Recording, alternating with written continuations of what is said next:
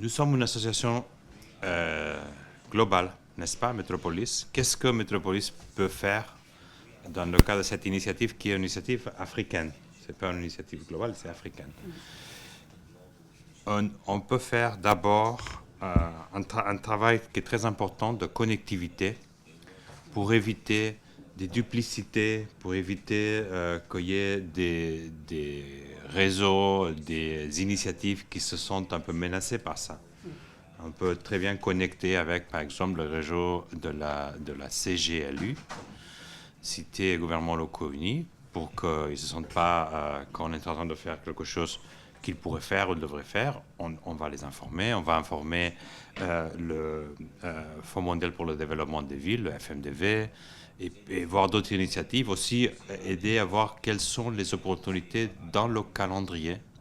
Par exemple, au mois d'avril, dans la ville de Séville, en Espagne, il y aura une grande conférence sur le financement international de développement des collectivités locales. Donc peut-être c'est déjà un rendez-vous pour avoir quelque chose. Il y a aussi la COP climat l'année prochaine au Brésil. C'est des choses qu'il faut préparer longtemps en avant. C'est une chose qu'on a appris avec ces projets, c'est pas assez 3 mois, il faut au moins 1 an. Donc on peut vous aider avec le calendrier à voir où il y a les opportunités, où il y a des événements, où est-ce qu'on peut aller parler. On peut aussi, et on a déjà commencé à faire ça, travailler pour le contact avec l'autre côté, c'est-à-dire les bailleurs de fonds ou des donors, etc. Donc, et aussi, pendant que l'agence se constitue, pendant que l'institutionnalisation se passe, on peut parfois donc être un peu le parapluie sur lequel les activités peuvent être faites. Ce qu'on ne va pas faire, on ne va pas mettre ça un grand label Metropolis. Ça, c'est une initiative africaine, ce n'est pas une initiative Metropolis. On va appuyer, mais ce n'est pas notre initiative. Donc, on ne veut pas que ça semble... ça, c'est vraiment une initiative qui vient de notre présidence et j'espère avec beaucoup d'autres villes, mais on va l'appuyer. On ne va pas faire ça. Et aussi, il y a un moment où ça doit être les villes qui présentent les projets. C'est vraiment les villes qui vont avoir l'initiative, n'est-ce pas? Donc, c'est vraiment un rôle d'appui, d'accompagnement que nous voulons jouer. Et à l'occasion de la Journée mondiale métropolitaine, on s'est dit c'est maintenant le moment qu'on puisse commencer à entendre d'autres villes qui sont ici représentées pour savoir déjà qu'est-ce que vous en pensez, mais aussi peut-être est-ce qu'il y a des besoins, des intérêts, des soucis que vous voudriez qu'on parle, soit aujourd'hui, soit dans le futur pour que ça soit un succès. Voilà donc notre rôle et notre présence. On prend des notes, on va appuyer, mais on laisse toujours l'initiative à Dakar et aux autres villes qui sont ici présentes. Merci et merci beaucoup. Alors, comme a eu à le dire ceux qui m'ont précédé dans la prise de parole, cette initiative est une initiative de Dakar qui vise à renforcer davantage la coopération sud-sud. Ce n'est pas une initiative qui vient suppléer à CGLUA, parce que nous savons tous que le réseau CGLUA est un réseau composé de villes africaines. C'est plutôt une initiative qui vient appuyer CGLUA. CGLUA, qui est un réseau présidé par notre ville-sœur, la région de Nouakchott, Mme Fatimatou Mint Abdelmalik, et où le maire de Dakar est vice-président au niveau de la zone ouest africaine. CGLUA, c'est aussi un réseau qui travaille plus sur le niveau politique. Donc, nous avons constaté que la plupart des réseaux auxquels nous sommes membres en tant que ville, que ce soit l'AMF, CGLUA, le FMDV, sont des réseaux qui s'activent plus dans le domaine politique. Et c'est à partir de là qu'on s'est dit qu'en allant en ordre dispersé aux rendez-vous internationaux, nous y allons de manière très faible. Et que nos plaidoyers ne sont pas portés à l'échelle État, à l'échelle nation, et que ça nous affaiblit et ne nous permet pas du tout de pouvoir bénéficier des financements verts et des financements bleus. Nous avons tiré cette conclusion de notre dernière participation à la COP27, avant d'aller à la COP28. La COP27 qui s'est tenue en Égypte, à Sharm el-Sheikh, nous a renseigné sur la faiblesse des villes, mais surtout sur l'ordre dispersé des villes qui fait qu'aujourd'hui, les États nous étranglent lors des échanges autour des financements et des projets prioritaires. C'est au retour de cette COP27 qu'on s'est dit, en allant à la COP28, il faudrait qu'on y aille avec, on va dire, de la matière. Et pour que ces villes-là, du Sud, qui ont des enjeux communs et des problématiques communes, puissent porter ensemble d'une seule voix les projets de leur ville et des peuples d'Afrique, il faudrait d'abord qu'ils arrivent à se retrouver autour d'une initiative où l'ensemble de leurs projets, on va dire en lien avec la résilience et la lutte contre le changement climatique, puissent être des projets communs. C'est là qu'on s'est dit que les villes telles que la ville de Nouakchott, Praia, Banjul, Bamako, Niamey, Abidjan, Lomé, Cotonou et Douala sont des villes qui sont confrontées aux mêmes problématiques, on va dire. Ce sont des villes qui sont des villes coloniales, des villes capitales. Toutes les villes sont des villes capitales. Elles sont des villes du littoral à l'exception de Bamako. Elles sont aussi des villes avec une forte urbanisation et des villes qui ont une densité démographique débordante. C'est aussi des villes qui ont des problèmes liés à l'immigration clandestine parce que ce sont des villes où la population, la jeunesse est la population, on va dire, dominante. Et ce sont des populations qui ont tendance à vouloir vraiment, on va dire, pratiquer l'immigration clandestine ou en tout cas la migration vers d'autres secteurs. C'est à partir de là qu'on s'est dit qu'il serait bien qu'ensemble, en tant que ville vulnérable, du fait que nous avons des risques d'inondation dans nos villes respectives, nous avons des risques, on va dire, d'élévation du niveau de la mer, nous avons des risques d'érosion côtière et de submersion marine. Il faudrait qu'ensemble, qu'on arrive à écrire et à rédiger ensemble des projets, à les chiffrer et à les porter ensemble au niveau des différents réseaux où nous nous activons. Et la plupart des villes qui, à la base, étaient autour de l'initiative sont des villes qui partagent les mêmes réseaux. La plupart de ces villes sont membres de l'AMF, elles sont membres de Métropolis, elles sont membres de CGLUA et sont membres de FMDV. C'est à partir de là que cette initiative est partie et nous nous sommes dit, bien qu'à l'époque, en fait, à la base, il n'y avait pas les villes de Rabat et de Libreville. Donc là, il faut aussi mettre l'accent sur le fait qu'on est très heureux de pouvoir avoir aujourd'hui la ville de Rabat, la ville de Libreville et bien sûr la ville de Gauteng, qui puissent aujourd'hui s'étendre vers, on va dire, vers d'autres pays. Alors, l'objectif aujourd'hui, c'est de discuter de cette possibilité, de nous retrouver ensemble autour d'une initiative commune de ville qu'on appellera certainement une agence des métropoles d'Afrique. Pourquoi métropole? Parce que nous sommes réunis aujourd'hui, on va dire, sous la tutelle de Métropolis dans le cadre de la journée mondiale des villes métropolitaines et parce qu'aussi Métropolis est une ville aujourd'hui, est un réseau aujourd'hui qui est à équidistance parce que c'est un réseau basé à Barcelone. La langue, c'est l'espagnol, mais c'est un réseau qui regroupe et les anglophones et les francophones et bien sûr les lusophones. Ce n'est pas le cas pratiquement de la plupart des réseaux dans lesquels nous nous activons, tels que par exemple le réseau IMF. Voilà en gros l'idée générale de cette initiative qui, à notre avis, pourrait nous aider ensemble si on arrive à avoir, parce que beaucoup de villes, on va y revenir, beaucoup de villes avaient soumis des projets prioritaires qu'on avait chiffrés pour avoir une idée des priorités de chaque ville et on s'était rendu compte dès le début que l'ensemble des villes avaient comme projet prioritaire les mêmes, que ce soit pour la lutte contre les déchets, que ce soit pour les questions d'urbanisation, que ce soit pour les questions de lutte contre les inondations. Les villes de Dakar et les autres villes membres de cette initiative en avaient, en tout cas pour la plupart, avaient les mêmes projets. Voilà en gros de quoi il s'agit. Maintenant, je pense que comme a eu à le dire Madame le maire, il est question d'ouvrir les débats pour que les villes présentes et éventuellement l'administration puissent donner son avis par rapport aux documents. Je ne sais pas si tout le monde en a eu parce que c'est encore en salle d'impression.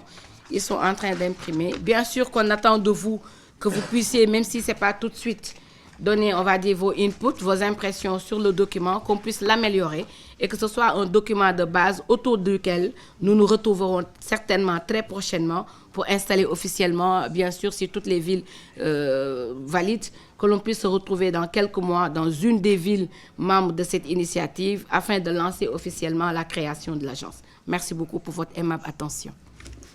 Avec vous pour que la journée, pour assister à la journée de Métropolis.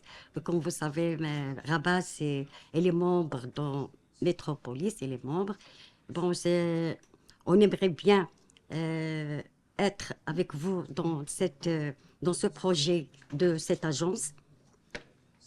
On aimerait bien être membre aussi. Et si vous voulez, je peux vous donner nos expériences à Rabat. Comme ça, vous...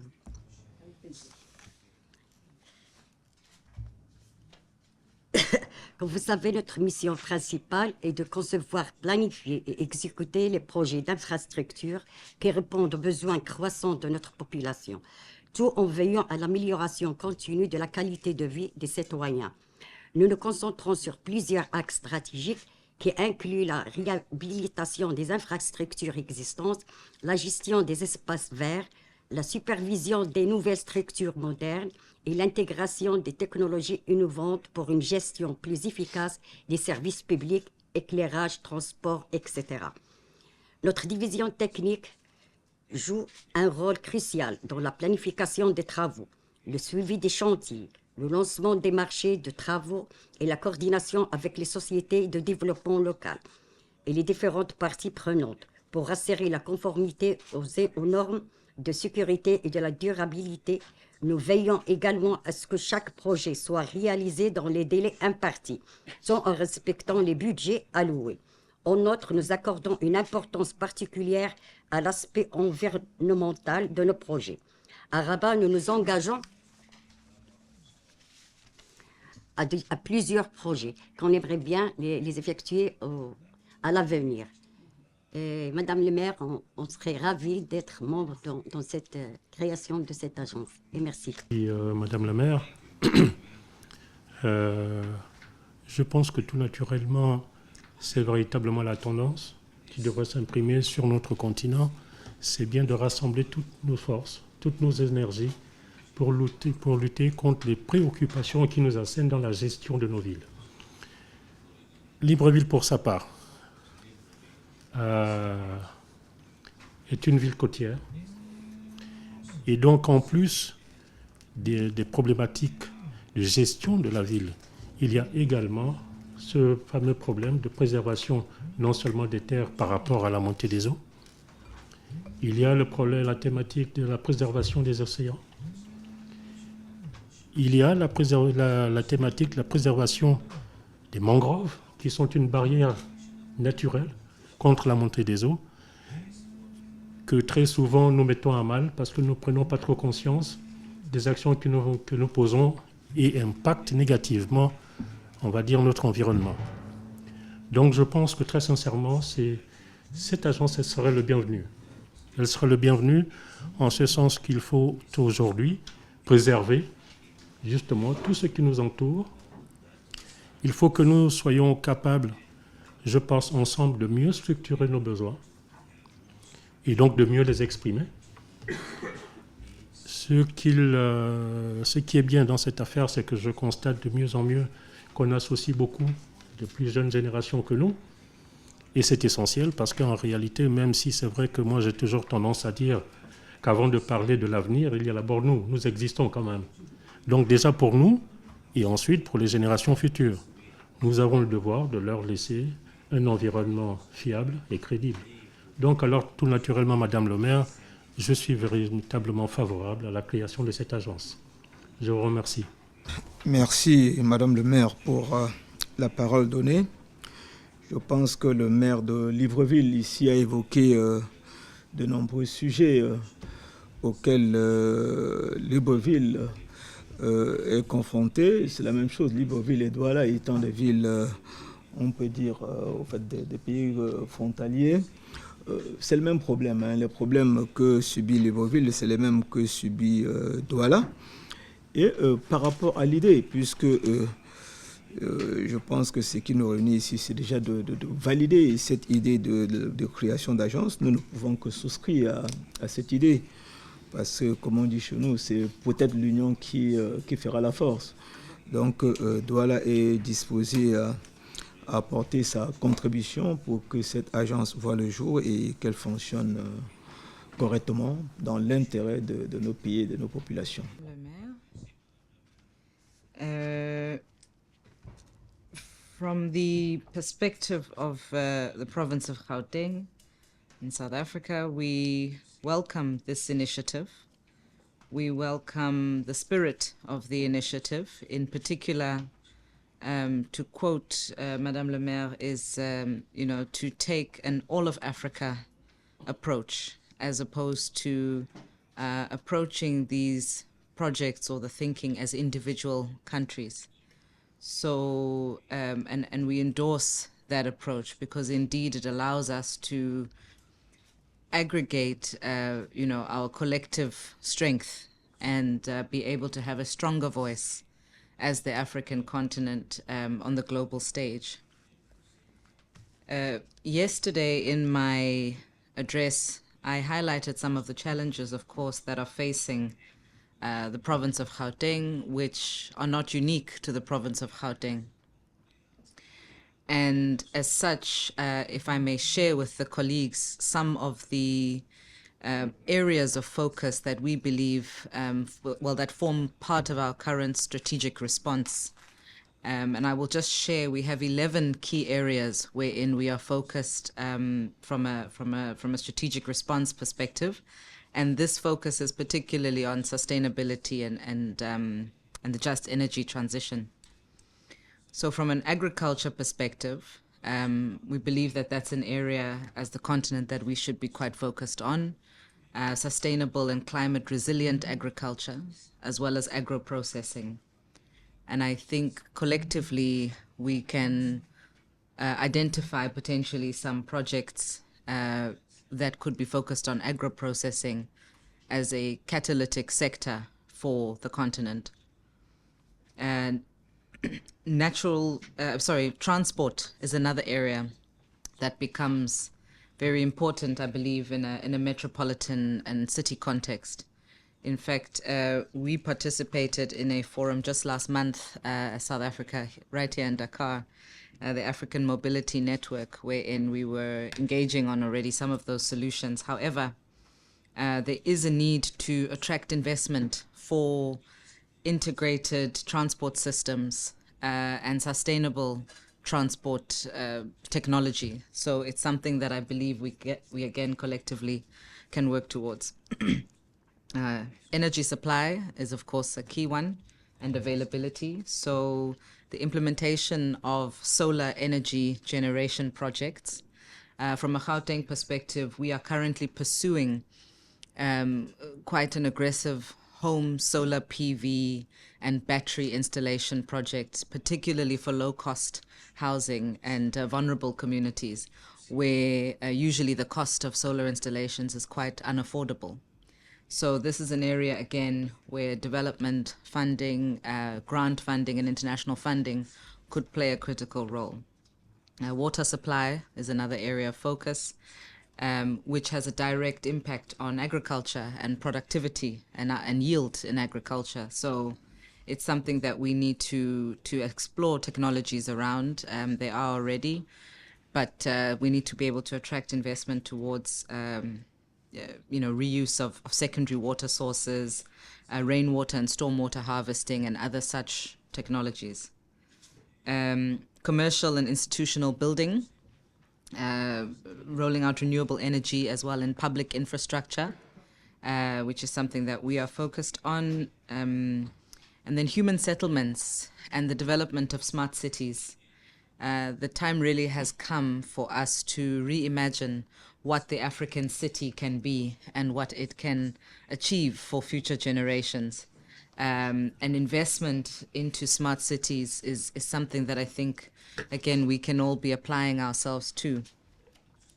Waste management is another key pillar that presents an opportunity, as we said yesterday, for young people as well, for youth jobs, and for an additional job creation opportunity.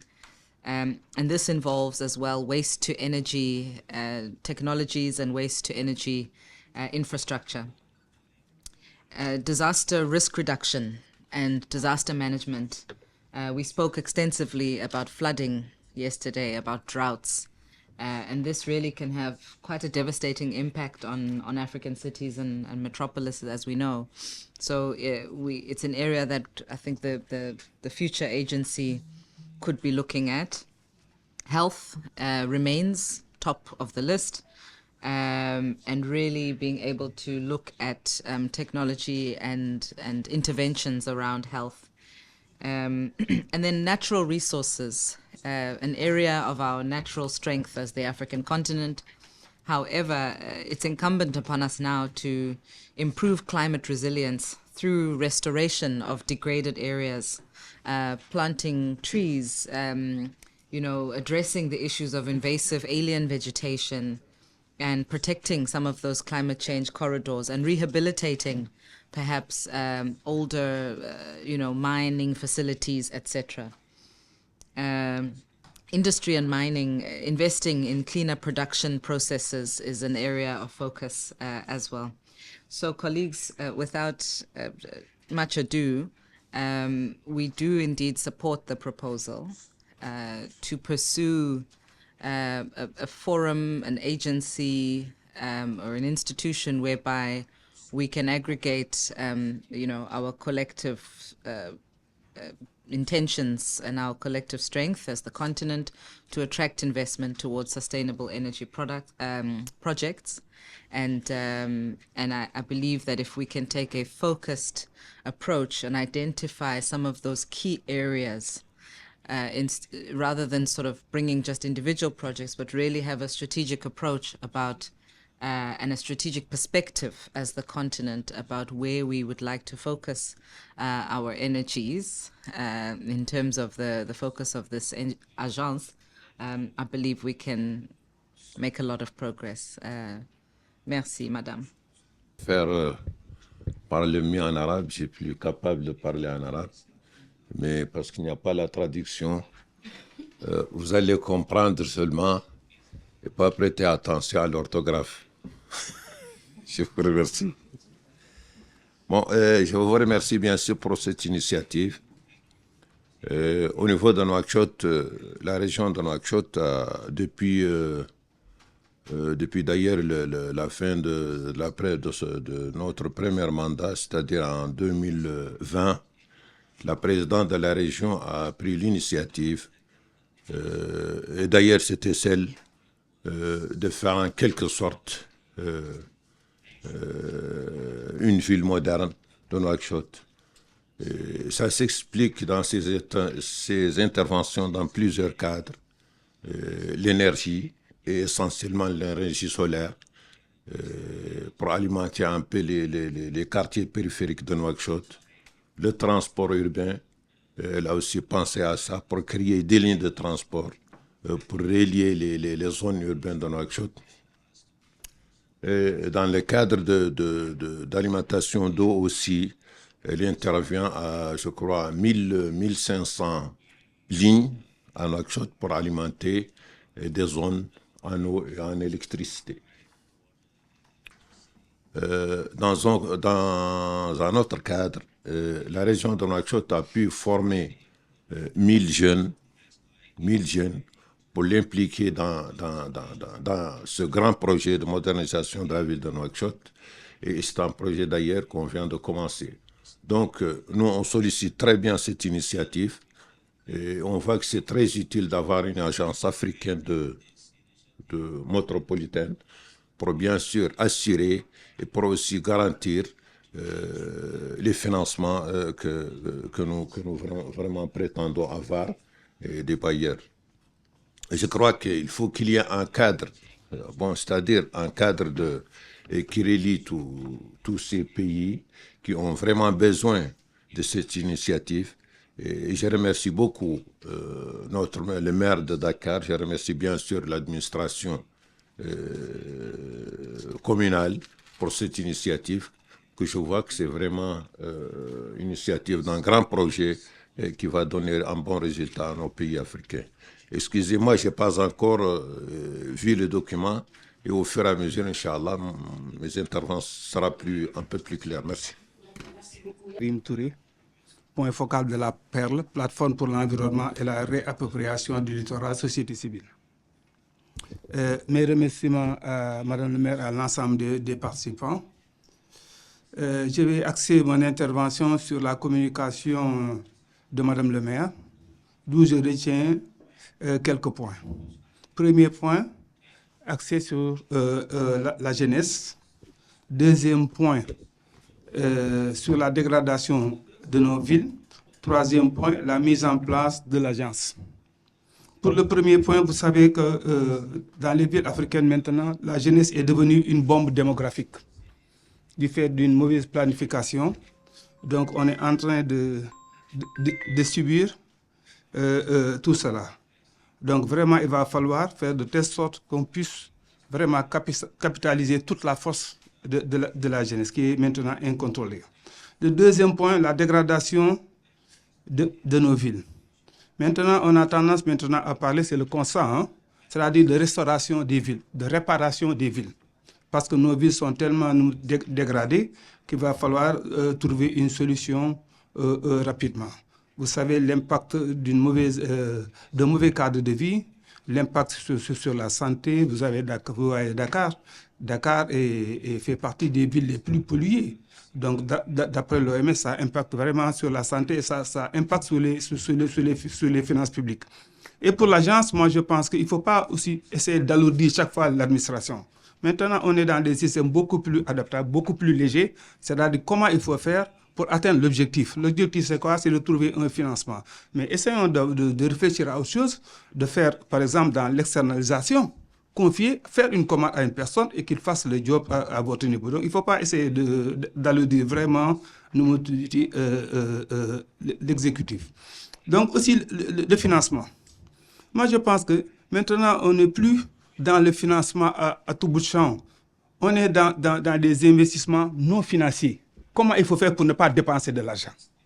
C'est ça maintenant, on va vers ça. Parce que les gens sont en train de chercher du financement de gauche à droite, alors qu'ils dégradent pour aller trouver un financement pour réparer. Donc il faudrait qu'on... Et puis aussi le financement. Mais le financement, il faut le privatiser. Qui a la source, nous, des dégradations et des réparations? Mais en général, c'est le privé. Et c'est au privé de prendre ça en charge. C'est-à-dire l'administration, ce que l'administration faut faire, c'est de prendre des mesures pour qu'on n'arrive pas à un certain niveau où il va falloir trouver une autorité du financement qui sera à la charge du public. Donc, il y a des dispositifs qui sont là, on va essayer de creuser. Par exemple, vous prenez le cas de l'étude d'impact environnemental et social au Sénégal. Mais ça prend en charge tous les impacts négatifs. Mais c'est pas bien, c'est pas tellement effectif. La mise en œuvre pose problème, ce qui fait qu'on va se retourner vers l'État.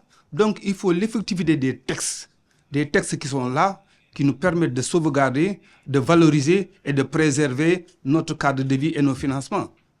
Je voulais me limiter le temps de théâtre. De réfléchir là-dessus. Voilà, je pense qu'en gros, j'ai été le plus gentil. Si je n'ai rien oublié, s'il y a quelque chose. Je vous salue. À l'entame de mon propos, je tiens à remercier l'initiateur de la création de cette agence. Madame le maire, comme contribution, je tiens à, si ce n'est pas encore fait, est-ce que vous avez associé les villes du Sénégal qui sont en même temps des villes côtières? Parce que ce projet-là concerne, en ce qui me concerne, la commune de Sokone, pratiquement c'est une presqu'île. Et dans la région de Fatick, nous vivons le clandestin des jeunes, raison pour laquelle c'est une contribution pour l'implication et associer les autres communes par rapport à ce projet qui est très important. Avant de terminer, je remercie Mme Ndaïlissa Babagnan qui m'a invité pour que je participe à cette importante assemblée. Merci. Bon. Mais il s'agira aussi, dans le cadre Sud-Sud, de faire des renforcements de capacités et d'échanges d'expériences. Je prends le cas de la ville de Dakar qui a finalisé son plan climat-énergie territorial, le PCET, depuis bientôt 3 ans, qui aujourd'hui travaille avec d'autres villes africaines pour leur apporter son expertise dans le domaine de la gestion du climat et la gestion des vulnérabilités. Aujourd'hui, nous avons la ville de Bamako, Dakar et Abidjan qui sont les 3 villes africaines qui ont déjà finalisé leur PCET.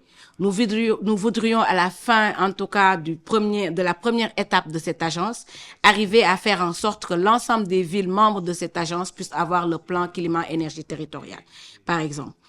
C'est-à-dire que dans le cadre de cette agence, il s'agira bien sûr de voir comment des villes comme Bamako, Banjul, Praia, Douala, Libreville, Rabat, bien sûr, on va dire Auteng, comment est-ce qu'elles parviendront à apporter un plus à la gestion municipale des villes partenaires de l'agence, à renforcer les capacités de l'administration et des élus des villes membres de l'agence.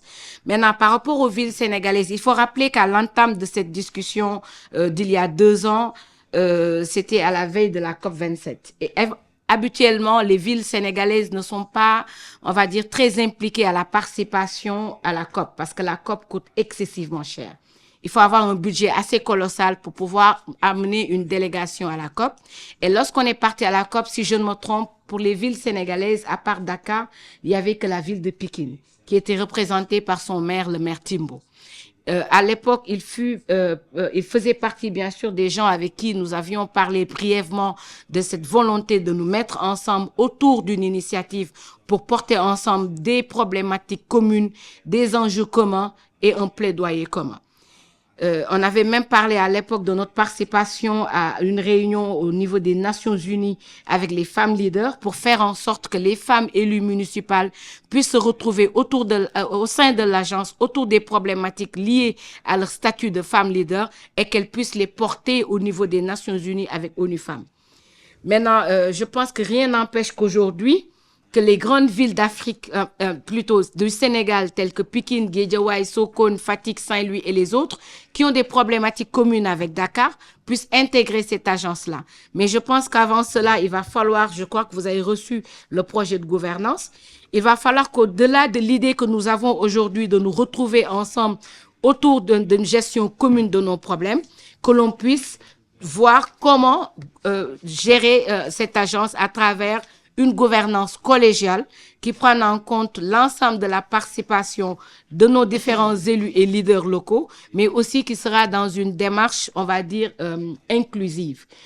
Pour cela, si on arrive à discuter dès aujourd'hui de ce projet de gouvernance que vous avez devant vous et que dans quelques jours, après des retours, que l'on puisse bien sûr le parfaire, on verra quelles seront les modalités de participation des collectivités territoriales qui sont d'abord au Sénégal, mais ensuite à travers l'Afrique. Merci beaucoup.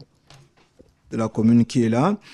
Je pose une question. Il a posé, si j'ai bien compris sa question, c'est l'intégration des autres communes dans cette structure que nous sommes en train de vouloir créer. Au Cameroun, actuellement, le maire de la ville de Douala est le président de l'association des maires des villes du Cameroun. Et il n'y a pas que Douala qui pose problème. Même certaines villes qui sont à l'intérieur ont des problèmes. Et tout à l'heure, je suis content de voir que le conseiller régional est là. Comment est-ce que dans cette structure, on pourrait associer les régions pour pouvoir effectivement intégrer d'autres communes qui sont peut-être des petites communes, mais qui sont aussi dans les besoins. Comment est-ce qu'il faut mettre tout ça en place, que ce soit les régions, en fait, les régions peuvent englober ces petites communes et les régions englobent aussi les villes. Donc, je donnais, c'est un élément qu'on essaie de voir parce que si Douala est le président, il faut aussi qu'on en fasse profiter en fait, tout le pays. C'est un peu ça, s'il vous plaît. Dans l'accélération de ces transitions, les actions de Rabat aux mesures incitatives jouent un rôle crucial dans l'accélération de ces transitions, notamment dans les domaines de la transition énergétique, écologique, numérique, sociale, démocratique et économique. Voici comment ils peuvent contribuer à chaque transition. 1. Transition énergétique. Des subventions pour les énergies renouvelables ou la réduction fiscale pour l'achat de véhicules électriques encouragent les particuliers et les entreprises à adopter des pratiques plus durables. 2. transition écologique, des programmes de reboisement et des aides financières pour la réduction des déchets peuvent inciter les citoyens à participer activement à la protection de l'environnement. 3. Transition numérique. Des crédits d'impôt pour les entreprises investissant dans les technologies numériques favorisent l'innovation et l'adoption des outils numériques. 4. Transition sociale. Des mesures de soutien financier pour l'éducation et la formation professionnelle aident à réduire les inégalités et à favoriser l'inclusion sociale. 5. Transition démocratique.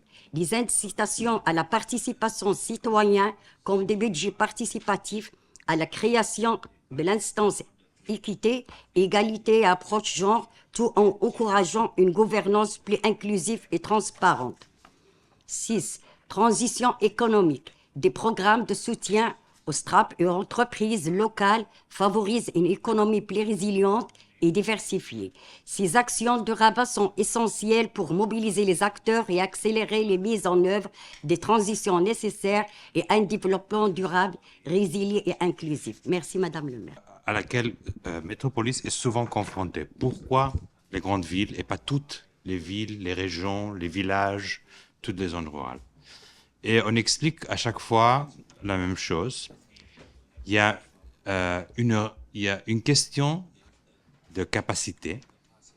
On ne peut pas demander au petit village qui a à peine des infrastructures de gestion d'aller à l'ONU ouvrir cet espace. Donc, c'est une question de capacité. Il y a une question d'échelle, parce que souvent, ce qu'on voit, c'est que les investisseurs, les bailleurs de fonds, les grands agences, quand ils pensent local, ils pensent petit. Et ce n'est pas le cas. Il y a des très grandes populations urbaines en Afrique. Mais ils pensent, c'est un projet local, voilà, alors on va mettre 10 000 euros ici, 3 000 euros là, parce que c'est local.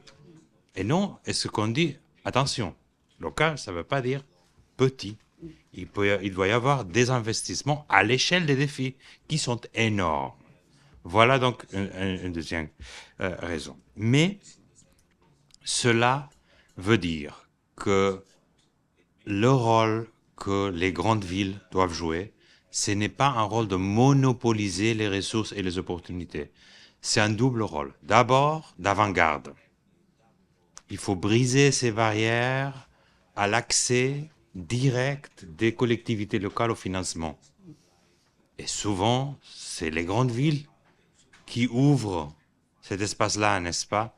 C'est pour ne pas citer des villes africaines, c'est les Istanbul, les Bogota, les Jakarta qui vont ouvrir le chemin que beaucoup d'autres villes vont parcourir. C'est un rôle d'avant-garde. Et en plus, comme vous le disiez, un rôle de rayonnement, un rôle de...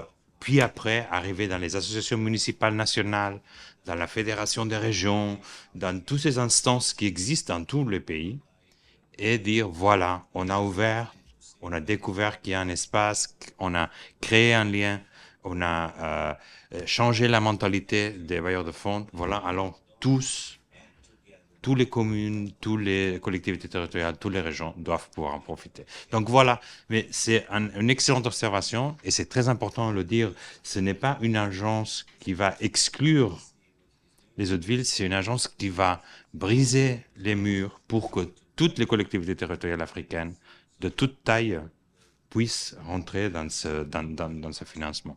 Voilà, je vous remercie de cette observation parce que il est fort important de pouvoir le dire dès les premiers jours pour que tout le monde, pour que personne ne se sente menacé, de dire voilà, les grandes villes vont monopoliser toutes les ressources, il ne restera rien pour nous.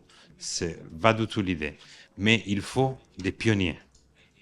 Et il faudra des villes pionnières qui vont montrer que c'est possible de mettre en place de bons projets d'économie circulaire, de transition à l'électrique, etc. Et en Afrique, et que si les financements sont là, les projets seront là. Voilà. Est-ce que je peux aussi rebondir un peu sur peut-être quelques prochains pas, parce que peut-être on pourrait d'abord, je voulais dire que pour être très pratique, il faut commencer par quelque chose si simple que savoir qui est le point focal. Le point focal. Parce qu'on aime beaucoup le maire, le vice-maire, mais on sait aussi qu'il doit y avoir quelqu'un qu'on peut appeler toutes les semaines à Libreville, là où ce soit, à Nouakchott. Donc, ce serait fort important que les villes qui sont intéressées puissent nommer un point focal. Quelqu'un qui aura la possibilité de répondre, de lire les messages, de commenter les papiers, tout ça. Donc, si vous êtes ici et vous croyez que c'est intéressant et que vous pouvez nous envoyer le nom et le email ou ce soit le WhatsApp d'une personne qui sera le point focal, cela nous permet d'avancer. N'est-ce pas? Je sais que c'est un peu déjà sur le pratique, mais pour avancer, il faut être pratique.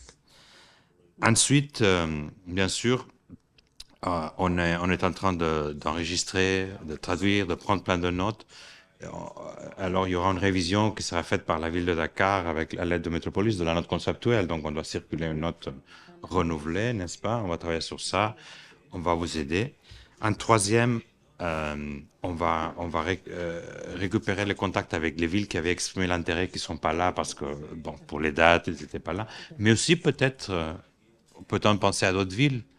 Peut-être, j'invente, quelqu'un d'ici dit « Ah, moi j'ai un bon contact, je crois que la ville d'Alger serait intéressée peut-être. » Ben, pourquoi pas, n'est-ce pas? Et en parallèle, on doit déjà commencer, nous, Métropolis, à parler à d'autres réseaux internationaux pour que tout le monde sache que ça c'est un projet ouvert, c'est pas un projet secret, c'est un projet qui est en train d'être fait à huis clos, mais quand même que les gens soient informés. Donc, je propose, Madame le maire, ces 4 lignes, c'est-à-dire nommer des points focaux, de réviser la note conceptuelle, de notifier aux villes qui à un certain moment ont montré un intérêt, ou peut-être à d'autres villes membres de Métropolis qui pourraient s'intéresser, ou autres. Traduire la note même, hein, en français, en anglais, en portugais, et finalement de notifier à d'autres organisations internationales pour que tout le monde sache, pour que la présidence CGLE Afrique, pour que la présidence FMDV, qui est assurée en ce moment par Abidjan, si je ne me trompe pas, pour que l'IMF, etc., pour que tout le monde soit vraiment à jour et que tout se fasse en transparence. Tout à fait. Voilà mes propositions. Merci pour ce que vous avez dit, c'est le point focal de chaque ville. Parce qu'en fait, je pense que mes collègues maires ne me contrediront pas. Les maires, les adjoints aux maires, une fois qu'ils sont concentrés sur les problèmes politiques, les problèmes techniques sont mis de côté. Il faudrait des techniciens qui soient les points focaux, je pense, dans nos différentes villes pour faire ce suivi. Et donc, j'en arrive au projet, justement, de la gouvernance de cette agence. Nous avions pensé à une assemblée des maires, mais comme je viens de le dire, les maires seront l'organe d'élaboration des politiques de l'initiative, qui vont apporter leurs idées, et ces idées-là devraient être mises en œuvre par des spécialistes. Moi, j'aurais proposé que ces spécialistes soient dans le comité de pilotage, qui pourrait être composé comment on appelle ça, de techniciens de la coopération, ou maintenant des finances, voilà, parce que c'est très important.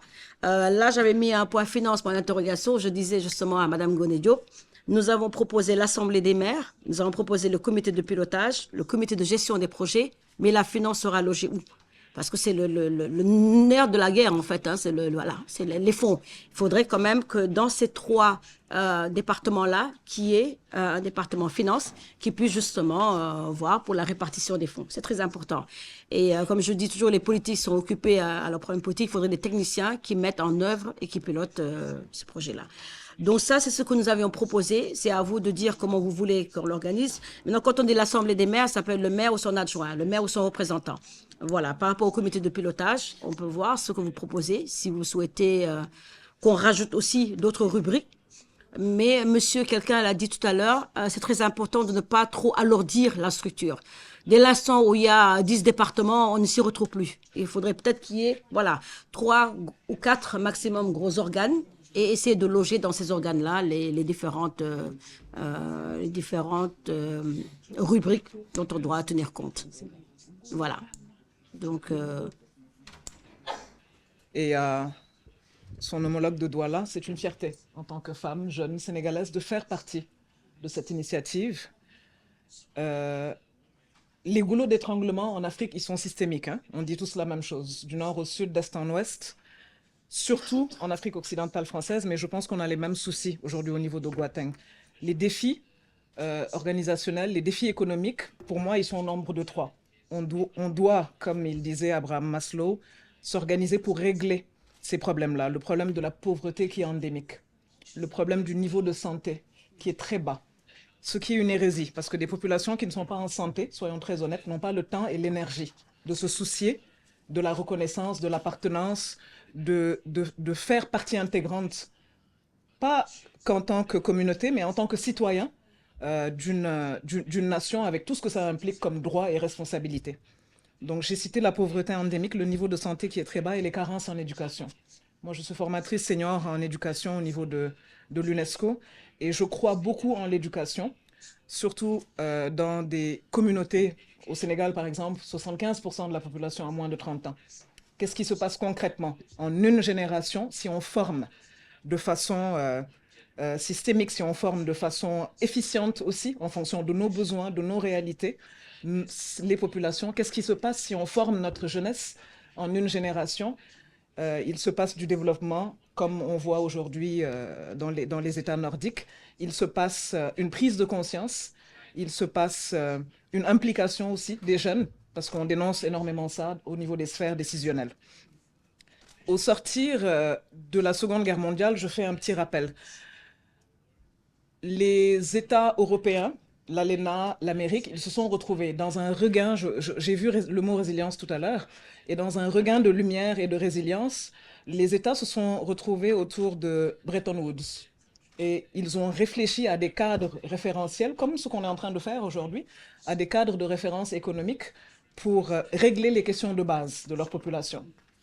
Les besoins physiologiques en survie, l'éducation, créer un cadre économique pour pouvoir discuter et stabiliser aussi leurs ressources. Et je pense que c'est ce qu'on est en train de faire à notre échelle. Donc c'est vraiment une fierté, une émulation.